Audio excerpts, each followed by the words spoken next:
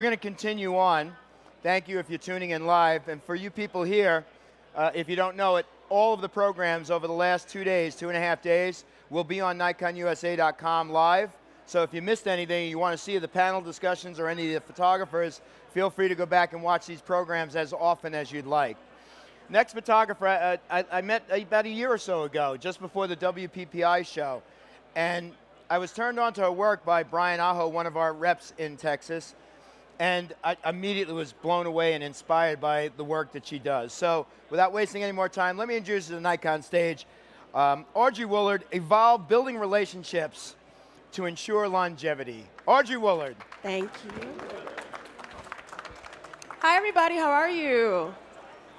Thank you so much for coming out. I know the weather is not all that great today, but I really, really appreciate you guys coming out. Thank you, Nikon, for having me back again. You know, it's always a complete honor to always be here and speak to everybody. So I'm going to do a little different program than I normally do. I'm going to talk about evolving and building relationships through longevity. So I've been in the business for 16 years, and being here at PhotoPlus, especially being around so many different vets that's within the industry, people who have been in the business for 25 years, 50 years, 16 years does not seem all that long. I mean, to me, you know, it does, but this is what I'm going to really, really talk to you guys about.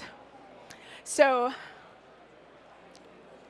one genuine new relationship is worth a fistful of business cards. And what I mean by that is, when I started my business, the main thing that I really wanted to do was build a relationship with whomever I'm interacting with. It can be with my clients. It can be with a vendor, a parent. I mean, whatever it was, I wanted to really make sure that whatever impression they got from me was something that I was really intentionally trying to build. So these are my boys. I have 4. Fortunately, I just chose 2 because I'm not the best mom at taking pictures all the time, but this is Jacob and Noah. Jacob and Noah both love basketball to the fullest. They are 15 months apart. And their relationship was not always the best, but they're working on it. But when I began my business, they were a lot younger. And I used to have Jacob in the stroller, Noah on one of those little Bajorn pack things, and I actually went through the streets of Chicago, downtown Chicago, and I tried my best to look at the main arteries within the area so that I could build a relationship with to show them who I was as a photographer. And if they would like to, you know, if they liked what I did, they liked what I wanted to offer, perhaps, you know, we can build something. I didn't want to really put a pile of business cards in this store. What I wanted to do was really like reach out, talk to them, shop in the store, make a connection with the workers, make a connection with, you know, the owner. And eventually I did do that.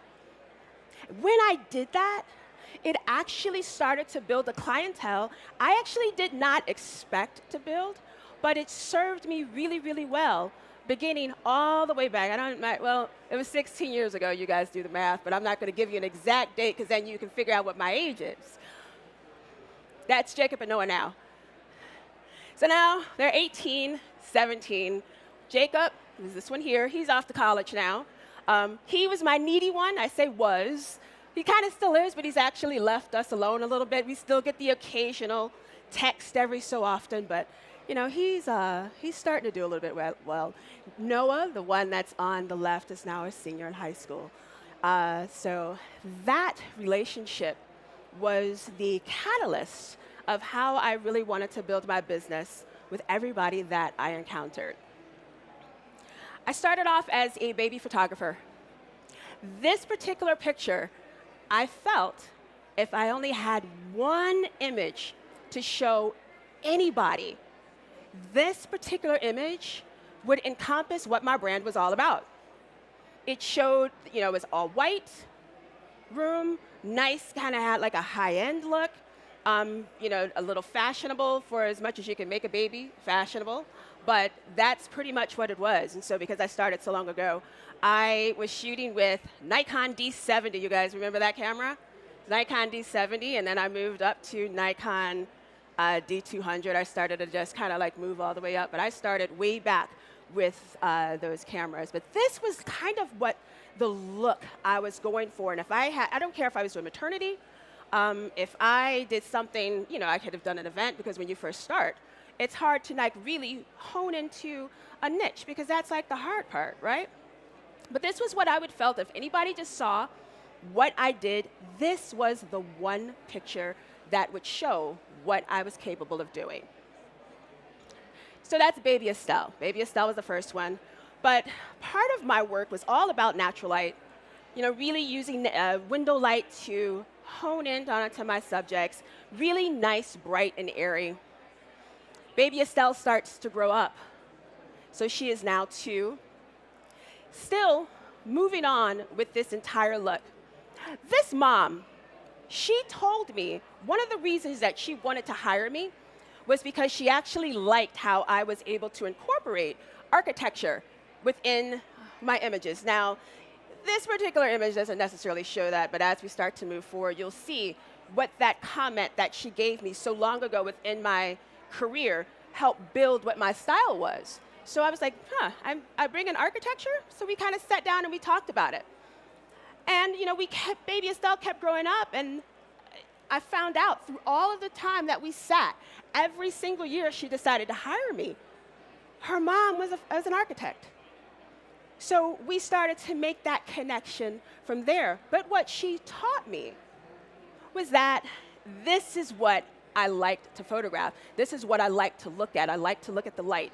I like to look at the clean lines that are within that client's house. Now, what's really funny is you had a baby with that white couch. It's still white, right? It stayed white. I don't know how she did it. I wish I could add that into the program, but unfortunately I can't.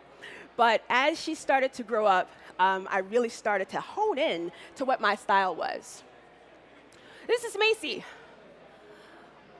One thing I used to do, I still do it, is when I go into these clients' houses, first thing I like to look for is light. The second thing I would do was I would go through their closet.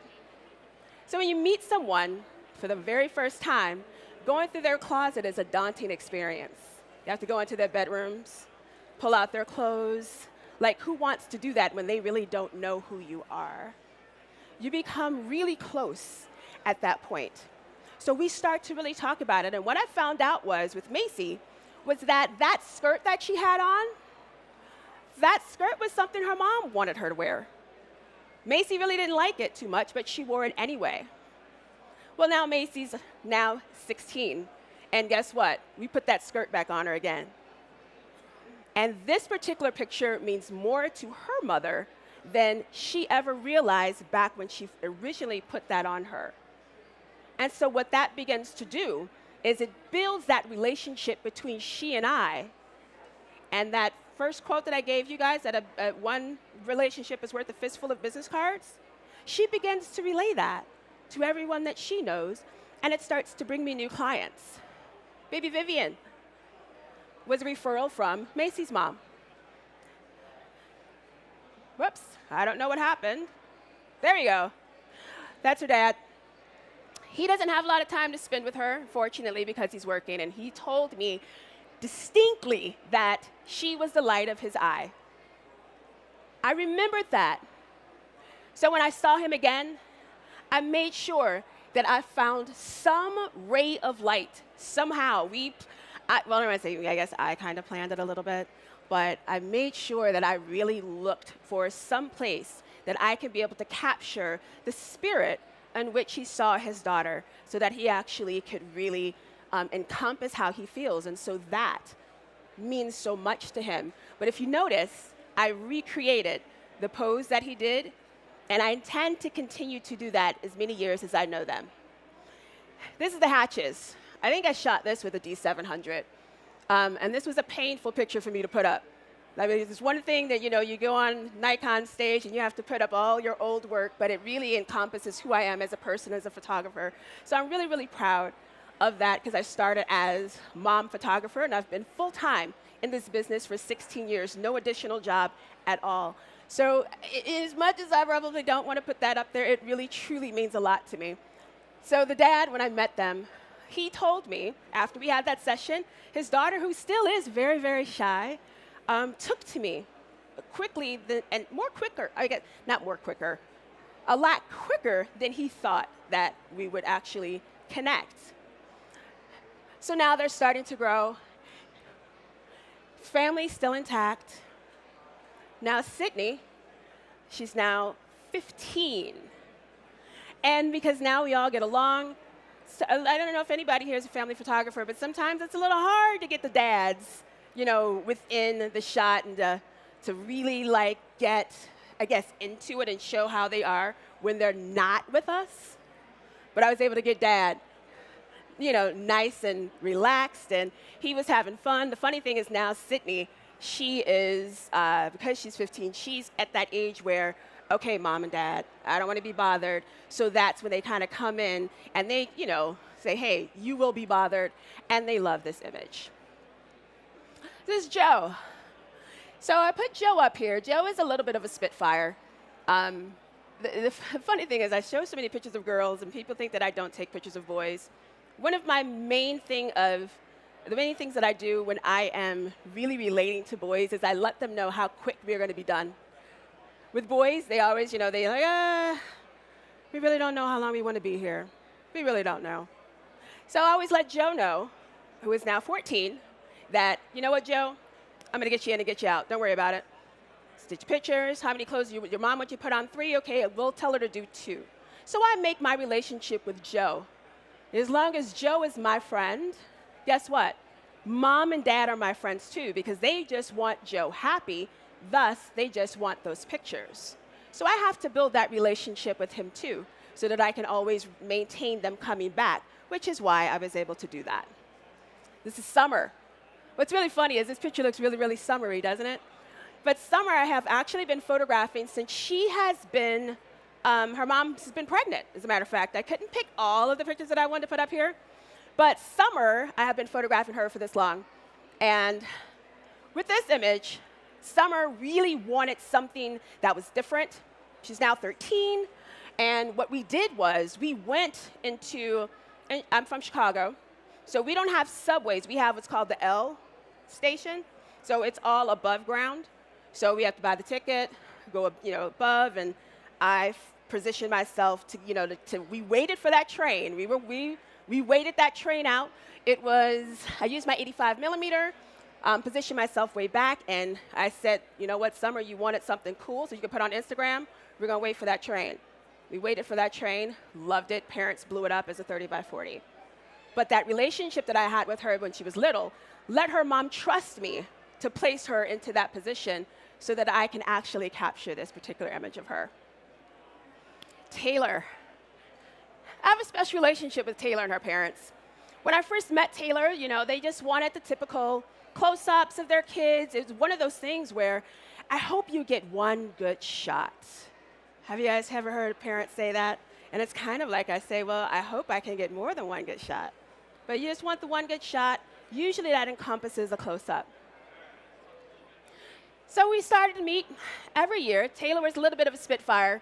And the funny thing with this picture, I went to her closet and I pulled out some of the more funkier clothes, if you will. This skirt actually was a little too big, so we kind of pulled it in so that it could fit her. Well, her mom actually really liked the idea because when I found out after we were talking about this, and I was playing photographer/stylist, that Mom really, really liked fashion too. This was her only daughter. So we started to bond on fashion. In fact, we started to go through her mom's closet and use her mom's clothes on Taylor instead of Taylor's clothes.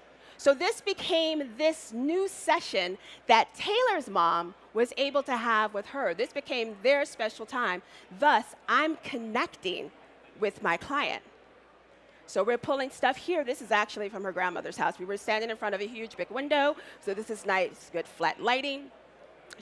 Her grandmother went to I think Botswana, and they had all of these bracelets, and we piled them all on, and we started to make these images of Taylor. So she was sitting right in the front of the window, and Taylor loved to model. Mom loved that we were using her images, and her clothing and grandma's things, so that now when Taylor starts to get older, who is now a junior in high school, we can start continuing the tradition. Those are actually Taylor's mom's clothes. Those books that she's holding in her hand, we were at their grandparents' house, pulled those books off of the grandfather's office just because they were red and they matched her outfit. But what this does is it brings in elements of her family into these images that, to Taylor, are very, very fashionable. So I'm building that relationship with Taylor. I'm building that relationships with her grandparents, building those relationships with her parents. And I continue to keep them as clients. Because I don't know about you guys, I tend to find that it can be a little hard to market these days. I think it can be a little hard saying that you are full-time and you have no other job besides photography and you're bringing in that income. We're always told that there are so many ways to market yourself. You must do this. You must sell this product. You must do in-person sales. I don't know. I'm throwing things out there. But what's never really, really talked about are the relationships that you need to build. Not only that, we as photographers, we all grow too. Our work changes, right? We start to like different things. And then if you're full-time, you think to yourself, well, can I change? Can I begin to do what I want to do, what makes my heart sing? As a full-time professional photographer who's depending on that income from those clients. Do you do personal work? Well, I'll be perfectly honest with you guys. I don't have time to do personal work. I have to figure out a way to incorporate a piece of me into my paid work in order to feel satisfied. So it's Taylor again. So she loves it. Full of her mom's stuff. And we are literally still continuing that tradition today as she's now a junior in high school. When we started, she was 5 years old. And these people, they can go wherever they want. I find that people do business with people that they like. And I'm not going to sit up here and say I do everything perfect. I don't. I mess up. I might not deliver something on time. Things get caught up. We're all human. But the relationships that I build with my clients allow them to give me that little bit of a pass every now and then because they actually like me as a person. This is Raquel. Raquel, when I met her, she was really shy. I don't know if it really shows like in her images, but she was so shy. Her mom wanted nothing more than a close-up of her with her eyes nice and big. I remember that until I can distinctly remember that. Position Raquel in front of my windows. You can probably see the windows in my studio reflected in her eyes. Get Raquel, see if she can look at me. I don't even remember the jokes that I said to Raquel, but I said something that was probably really stupid. She didn't laugh, but she did give me that eye contact because I was kind of demanding it and I was working it just because I knew that that's what her mom wanted. This is Raquel today. Raquel's still shy, but she remembers me a little bit. I give Raquel her space so that Raquel can, we can figure this out. But I knew that my goal that I needed to do was start to really match that genuine eye contact. I felt that I got a little bit more permission since her mom knew what we went through when she was 5 years old. So now I was able to capture that, and her mom loved it. This is Anders. Anders is Swedish. Anders was a little bit of a spitfire when we met. The funny thing is that Anders is now a typical 15-year-old boy who really didn't want to have his picture taken, but Anders trusted me over the years, and he knew that, hey, Miss Audrey's got to get me in and out. We'll get those close-ups, and then we'll be done. The funny thing with this particular image, it was actually side-lit. Windows were at camera left, shining in, getting that nice bright light. I wanted the side of him to be a little bit brighter than the other side so that I can really bring in a lot of light spill, because I knew that that would make that give a little bit of soft touch to that masculine look that he was giving us. Julia. Julia is my redhead that we are really good friends now. She probably defined me a lot as a photographer when I started. She was eccentric. She knew exactly what she wanted to do, and she made sure that she told me what she wanted to do. This is Julia now. She will be graduating this year. So she's now a senior in high school. Same girl who loves her, has her own style, knows exactly who she is. This one, the funny thing is I do a lot of non-smiling pictures because I like to show a nice connection between me and my subject. If I'm going to do something that's probably really, really laughy, usually it's something that's going on that I had either nothing to do with or I caught them like in the middle of something. Solomon. The funny thing about Solomon is that Solomon is not a smiler. And we worked really hard to a sweat to get a smile out of Solomon. And this is Solomon now. This is who Solomon is, and I was not going to change it. And the funny thing is that when I delivered this particular picture, I reminded the mom about it, and she was like, you know what? Yeah, Solomon he's not a smiler. I made sure to push this one in black and white because I really wanted her to concentrate on that mood of who Solomon really, really is. This one, again, I did the same thing. Especially like when I'm photographing boys, sometimes I like to position them in front of a window when they have that real masculine look. Give that airy look so it can kind of, balance it out a little bit so we get that nice bright side light on them, but it can really still capture the masculine look of who they were or are. Berkeley. Lots of images of Berkeley. She is a confident kid. She was confident here at, 4 years old? 5 years old, I believe she is. It's Berkeley today. Berkeley owns her space. I don't have to do a thing with her. She commands it, commands people looking at her. But the funny thing is that she's all into sports, plays lacrosse, laughs all the time. But the minute you put that camera in front of her, she's a typical teenager. The days are long, but the years are short. I moved into tweens as my kids got older.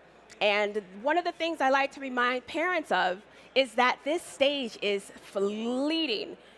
Between 6th grade and 8th grade, I always like to call that like newborns. They are going to grow, go through puberty quicker than you can imagine. So when I'm delivering pictures, when they started this little, and now they're 12 years old, it starts to mean a little different. They see their kids, so this is Jasmine, and they see them now at 5 years old.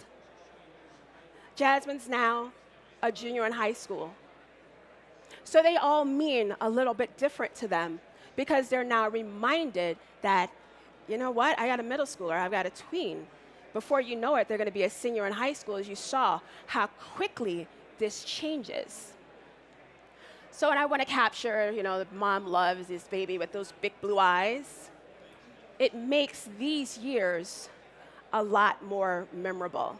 Because if you think about it, kids these days, they tend, the school picture is all they have. They get the school picture, and that's pretty much what the parent wants to deal with. So I found a little bit of a niche as my clientele grew. So this is my mom. My mother passed away 3 years ago. And I didn't want to put this slide in here, but I found my work started to change a lot. It's during the darkest moments that we must focus to see the light. And I was so busy when it happened. It's funny because she passed on my husband's birthday. So it was so much going on. I had sessions in the morning, and it was just a dark time. So when I got these clients who are so used to these light and airy pictures, I'm able to start to get a little darker because that's where my head started to go. I went from photographing during the day, bright sun, and I started to photograph a lot at night. So if anyone looks at my work online and you wonder why I'm always outside at night, that's just because I see the world so differently now. This is Ginny. Ginny is one of my dearest clients, and Ginny told me this. She hires people who are good at what they do. I walked into this lady's house, and she had nothing to, I was wondering why I was there. It's this mom with a camera. She's her only daughter.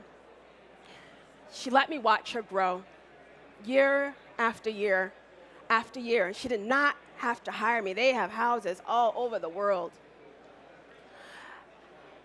Delivering what Jen is used to having on her walls, all over her house, of her daughter. When my life changed, she let me go dark. Didn't complain. So you remember this baby? Her mom did not care when I decided to go a little dark, evolve with myself as a photographer, and really focus on that light. Thanks so much.